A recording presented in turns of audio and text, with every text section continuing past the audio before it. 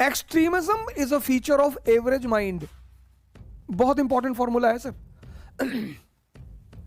Extremism is a feature of average mind. whenever you go to the extreme extent, extremism is a feature of average mind. लोग जय श्री राम बोलते हैं, कभी आपने सुना किसी को जय श्री लक्ष्मण बोलते हुए? भगवान वो भी है, लेकिन लक्ष्मण जी एक्सट्रीमिस्ट हैं। दोनों लोग लंका जा रहे हैं, समंदर सामने पड़ा, रामचंद्र जी ने हाथ जोड़ लिया। When you have power and you respect protocol, you become great. Whenever you have power and you respect the protocol. मैं तो बहुत सारे लोगों से मिलता हूं, तो उनको पावर चाहिए शो करने के लिए। Power is to serve. Power का ये सबसे बड़ा प्रिंसिपल है, पावर इज टू सर्व। जो सर्व कर रहे हैं वो भगवान बन गए, जो मिसयूज कर रहे हैं वो शैतान बन गए, पर पावर दोनों के पास है। हम क्यों प्रभु राम कहते हैं? भगवान है, या तो ग्राम प्रधान, उसका लड़का बोलेरो पे ऐसे हाथ उल्टा करके खड़ा है कि पापा प्रधान है, तो विधायक हो गए तो वो आसमान में छेद करने पे तैयार है। किसी के फादर मिनिस्टर है, वो तो कायदे से बोलता ही नहीं।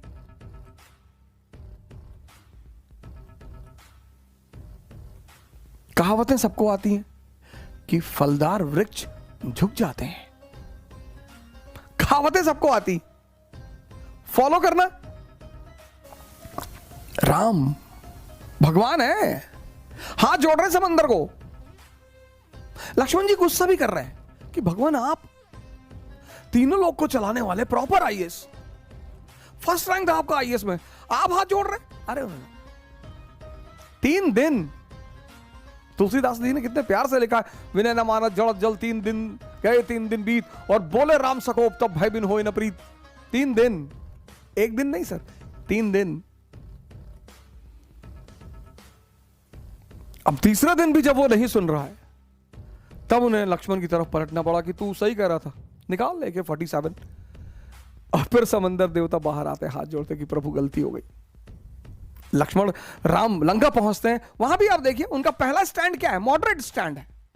उनका मॉडरेट लीडर कौन है? कौन है उनका दादा भाई Naoroji? Vibhishan. Petition and prayer.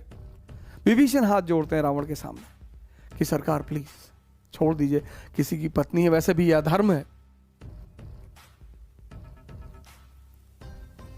उसने दादा भाई नरोजी को भगा दिया। तो फिर second phase extremism. Angad and Hanuman extremist है, Swaraj is our birth right, लेके जाएंगे।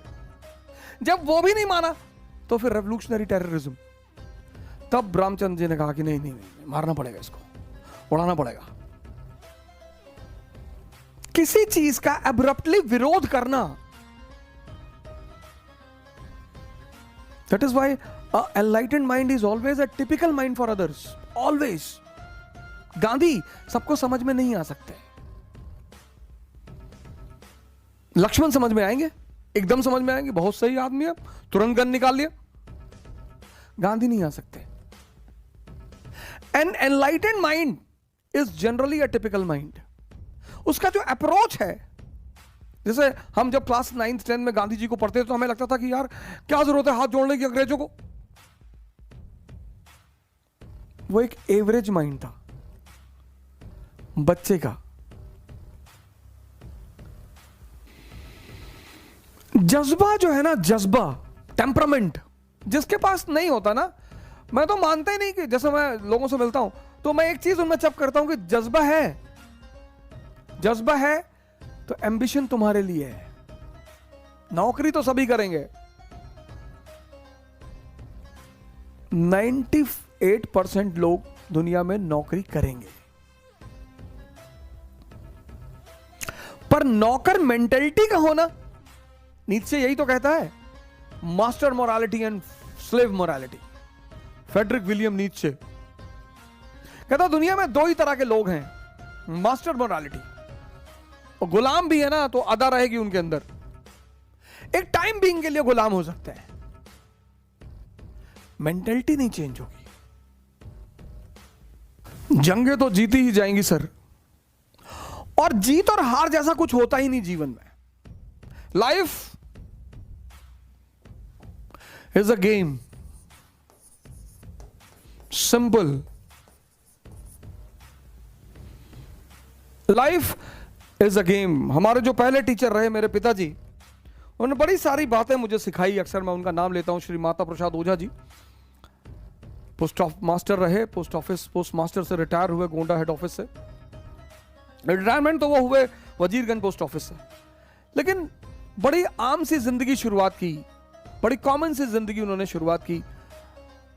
शायद जैसा कि वो मुझे बताते हैं कि मेल बॉय हुआ करते थे, मेल डिलीवर किया करते थे, मेल प्यून हुआ करते थे, और तार मैसेंजर हुआ करते थे, फिर पोस्टमैन थे, फिर डिपार्टमेंटल एग्जाम देते चले गए और ग्रोथ होता चला गया।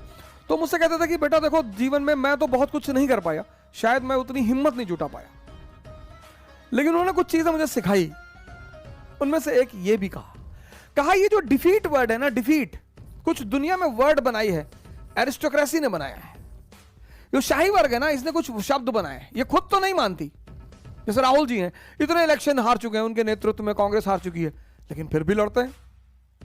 वहीं पर एक कॉमन लड़का आईएएस का पहला प्रीलिम्स देता है, फेल हो जाता है, वो डिप्रेशन में चला जाता है। तो ये वर्ड जो डिफीट है, ये कॉन्स्पिरेसी है। इस वर्ड, कुछ वर्ड है दुनिया में, उनसे आप बचिएगा।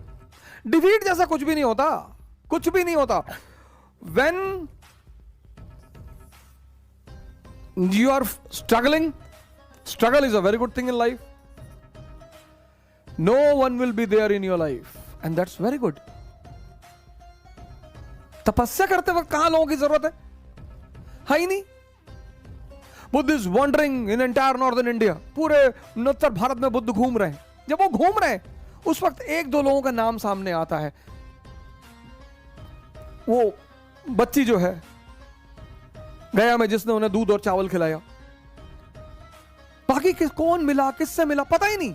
पर जब बुद्ध अचीवमेंट करके आते हैं बाहर, फिर तो जो होड़ मस्ती है, बिंबिसार, आजाद शत्रु, आनंद, उनकी वाइफ। सर ये लॉ है सर। जब आप यहां हो, स्ट्रगल कर रहे हो, कोई नहीं होगा सर आपके साथ, होगा ही नहीं सर। उस वक्त एक दो लोग होंगे, रेयरिटी ऑफ रेयर। जैसे मैं अपने पिताजी को बोलता हूं, जैसे मेरी वाइफ है श्रीमती मंजरी ओझा जी, उन्होंने स्ट्रगल में भरपूर साथ दिया मेरा। मतलब अगर हम चावल उबाल के खाते रहे तो वो भी खाती रही। हमारे पास पैसा नहीं था कि हम उन्हें एसी में भेजें, तो वो जनरल में ही जाती थी दिल्ली से।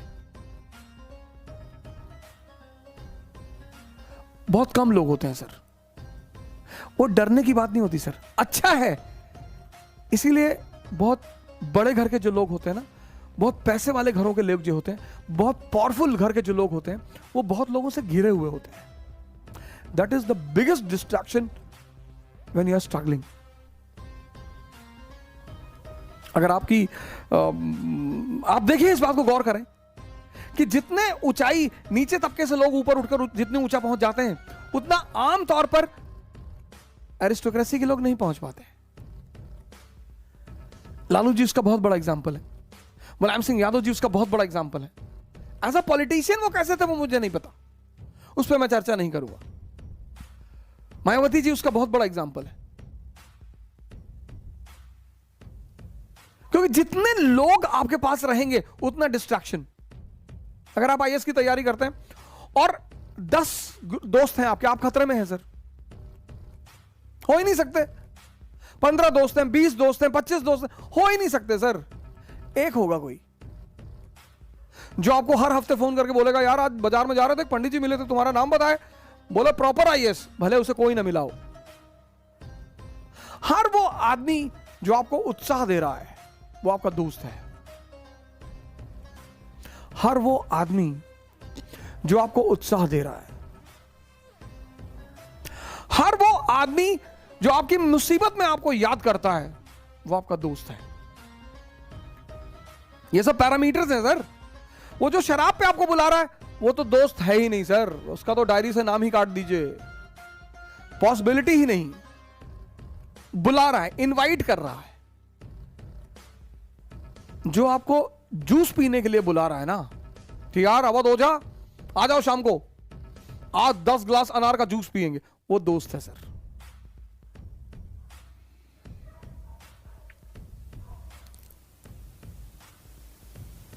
समझना ही तो महानता है सर। डिफीट जैसे कोई चीज नहीं होती sir. It's a word created by aristocracy to confuse common people. उस कॉमन में से जो कोई आदमी से समझने लगता है वो बाहर आ जाता है उससे।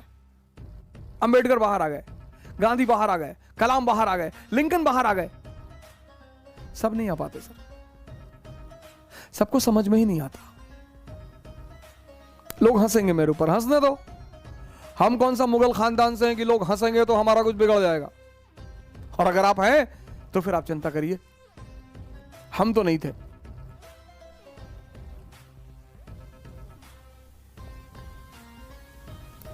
डिप्रेशन से लोगों को बाहर निकालना है, डिप्रेशन से लोगों को बचाना है।